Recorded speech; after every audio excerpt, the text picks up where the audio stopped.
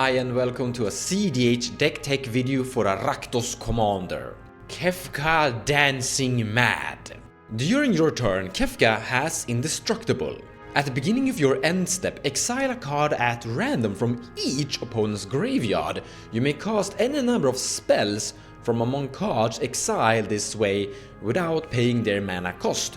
Then each player who owns a spell you cast this way lose life equal to its mana value. So far everything sounds great, except that it's a 7 mana cost Rakdos color identity only.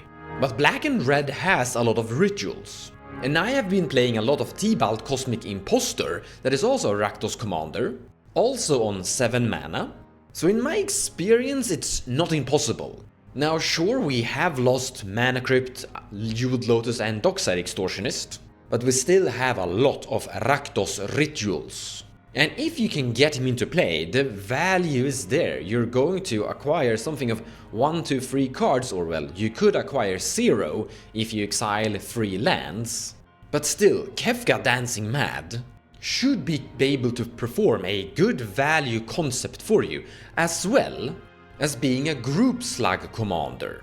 The win con is potentially there in the command zone. If the game goes too long, you will burn your opponents to death. So we have card draw, and he's a 6/6, so he's gonna pack a punch too. You can kill opponents eventually with his burning effect and with his combat damage potential.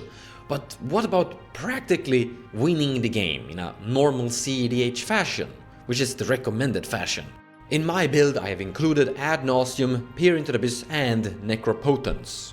You can swap, add or remove to that amount if you wanna have a different amount of finishers, so to say, or combos, so to say. But a big thing here is that we are trying to ritual our commander into play as fast as possible, but if we have one of the finishers in our hand, we can ritual towards Peer into the Abyss instead of our commander.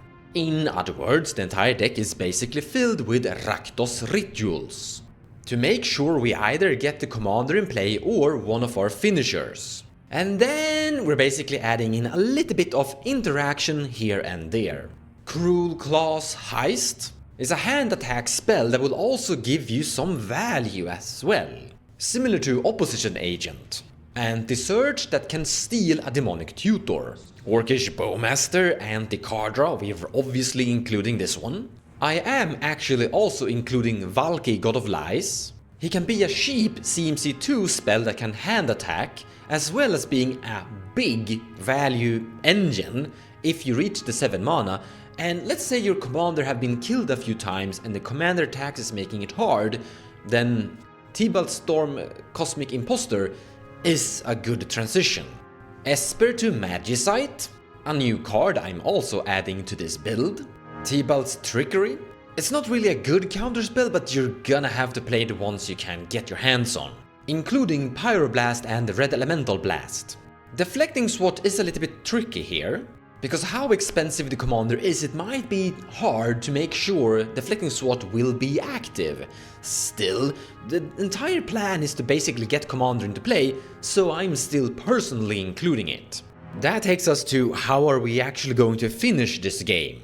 One thing you can do is assemble a Underworld Breach, Orcish Bowmaster and Wheel of Fortune. But a more traditional way is Dual Caster Mage and Twin Flame. I'm also including Praetor's Grasp. Usually the Praetor's Grasp is going to steal an Underworld Breach, but you can also snatch Anfasa's Oracle. Also why I have included a Tainted Pact in this build too. In my personal opinion, Tainted Pact is a decent tutor. Mostly we want to use it together with Fasa's Oracle, but don't be afraid to use it to tutor for a key card you might need in an instant speed situation. If you want to take a look exactly how I've put this deck list together, then link in the description below of this video.